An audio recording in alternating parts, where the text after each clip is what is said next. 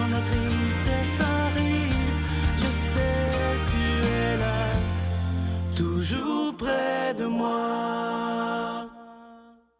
Bonjour, bienvenue à votre émission La Victoire de l'amour. J'espère que vous allez bien ce matin, que vous avez bien dormi, qu'on se prépare à vivre une magnifique journée. Et comme on le fait tous les jeudis, on rejoint notre ami Pierre-Luc Bordelot.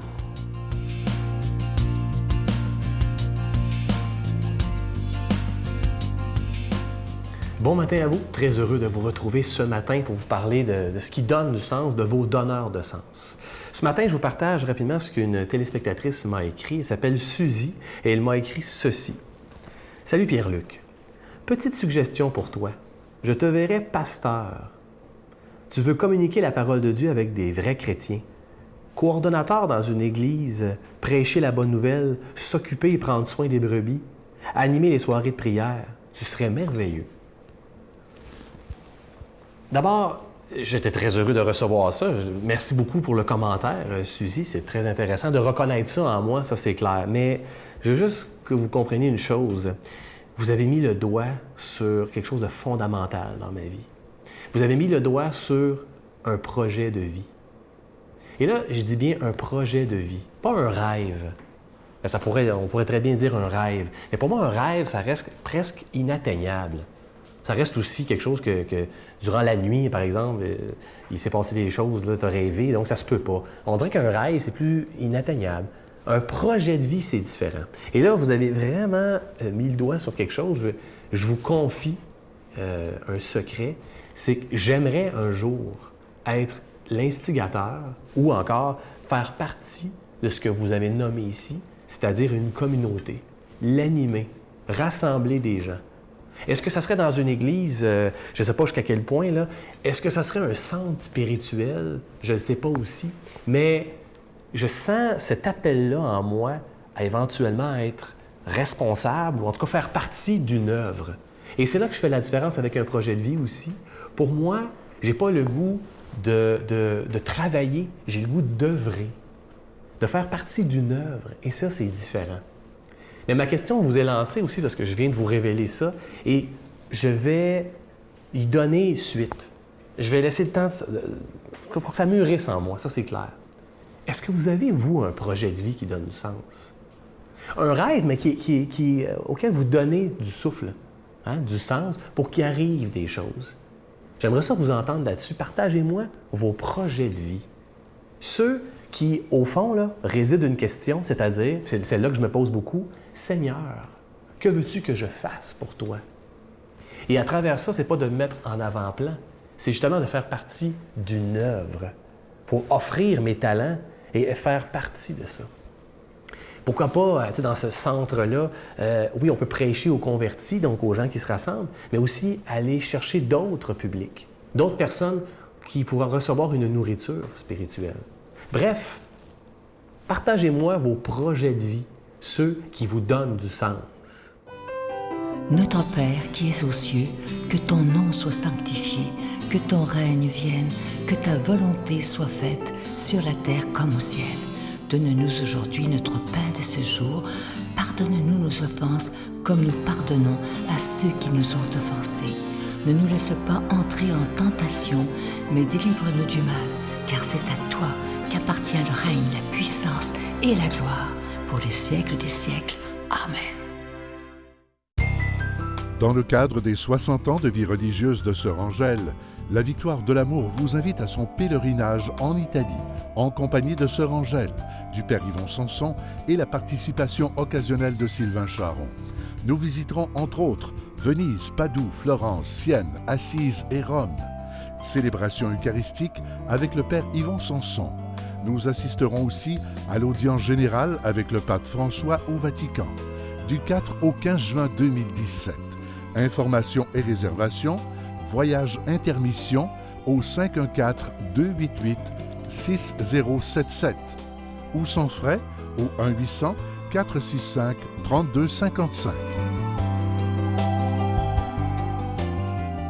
Pour la dernière semaine, je vous parle de ce beau cadeau du mois, une belle exclusivité de la Victoire de l'amour. Il s'agit de ce nouveau CD qui est le chapelet médité avec nul autre que Chantal Paris et Brigitte Bédard. Je vous le dis, quand vous aurez fini d'écouter ce CD-là, vous allez sentir une grande paix parce que c'est vraiment...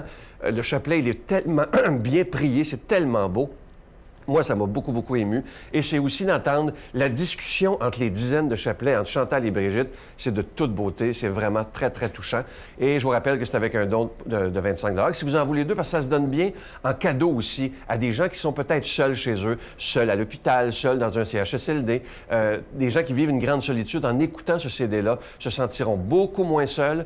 Et aussi, Chantal et Brigitte prient à toutes nos intentions. Alors, je vous le dis, c'est un chapelet extraordinaire. Je vous donne l'adresse, la Victoire de l'amour, casier postal 120, succursale Boucherville à Boucherville, J4B 5E6, je vous la redonne. La Victoire de l'amour, casier postal 120, succursale Boucherville à Boucherville, J4B 5E6, également par téléphone, par carte de crédit du lundi au vendredi de 8h30 à 16h30 dans le 514-523-4433, 523-4433 ou sans frais le 1-888-811-9291, 1-888-811-9291 et aussi sur notre site Internet, le www.lavictoiredelamour.org.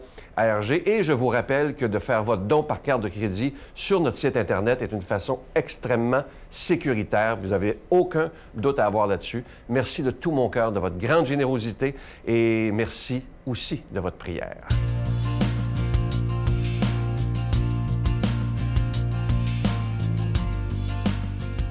Mon Dieu, donnez-moi la sérénité d'accepter les choses que je ne peux changer, le courage de changer les choses que je peux et la sagesse d'en connaître la différence. Amen. Aujourd'hui, la parole de Dieu est proclamée par quelqu'un qui est avec nous depuis les tout débuts de la Victoire de l'amour. Et c'est un ami personnel, d'ailleurs, l'abbé Donald Thompson.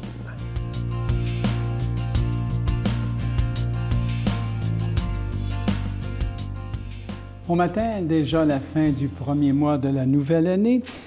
Regardez bien l'Évangile en cette journée, c'est dans Saint Luc, chapitre 10, versets 1 à 9. En ce temps-là, parmi les disciples, le Seigneur en désigna encore 72. Et il les envoya deux par deux en avant de lui, en toute ville et localité où lui-même allait se rendre. Il leur dit, la moisson est abondante, mais les ouvriers sont peu nombreux. Priez donc le maître de la moisson d'envoyer des ouvriers pour sa moisson. Allez, voici que je vous envoie comme des agneaux au milieu des loups. Ne portez ni bourse, ni sac, ni sandales, ni ne saluez personne en chemin. Mais dans toute maison où vous entrerez, dites d'abord paix à cette maison. S'il y a là un ami de la paix, votre paix ira reposer sur lui. Sinon, elle reviendra sur vous. Restez dans cette maison, mangeant et buvant ce que l'on vous sert, car l'ouvrier mérite son salaire.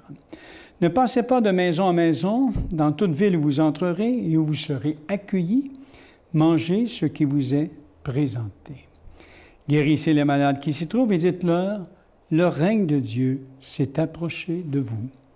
Mais dans toute ville où vous entrerez où ne serez pas accueillis, allez sur les places et dites, même la poussière de votre ville, collée à nos pieds, nous l'enlevons pour vous la laisser. Toutefois, sachez-le, le règne de Dieu s'est approché.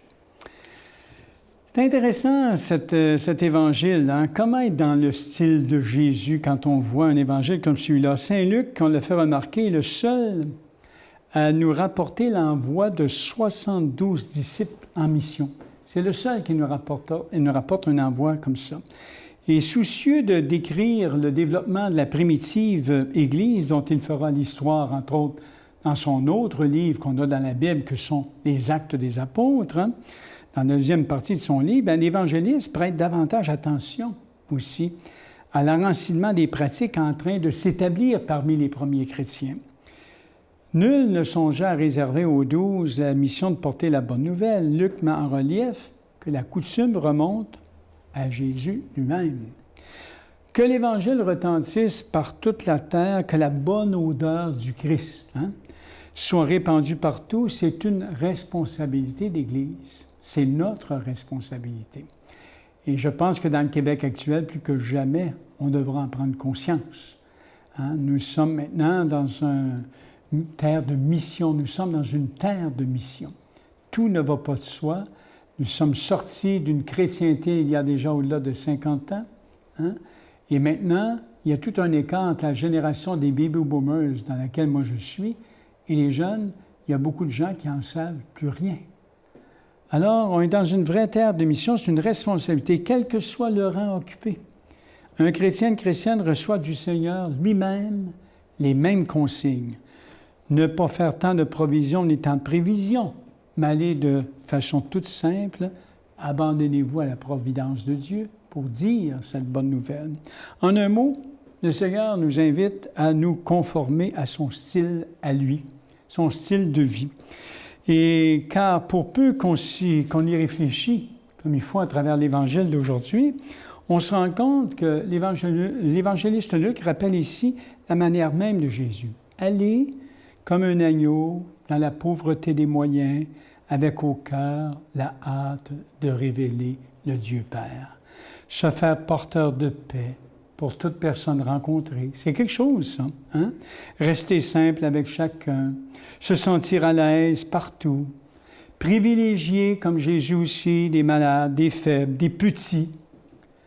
Hein? Se refuser de faire de la haute spéculation, si vous voulez, ou de savants exposés doctrinaux. L'Église, pas d'avoir une doctrine, hein? C'est d'annoncer quelqu'un. Hein? Mais se contenter de dire, voyez, le règne de Dieu est tout proche. Le règne de Dieu est tout proche. Dieu est un Père qui t'aime, un Père qui vous aime, voyez-vous. Il a aboli toutes les distances pour venir jusqu'à nous et jusqu'à vous. Hein? Il se tient à votre porte. Accueillez-le et mettez en lui toute votre foi. C'est ça, la mission. C'est ça, la mission. Moi, je suis convaincu que l'Église actuelle au Québec, une paroisse, entre autres, ça va devenir une communauté de communautés. Des toutes petites communautés, des cellules d'évangélisation. Pensez par exemple à un parcours actuellement alpha. Si vous avez la chance de vivre un parcours alpha, c'est tellement beau. Alpha, première lettre grecque. Hein?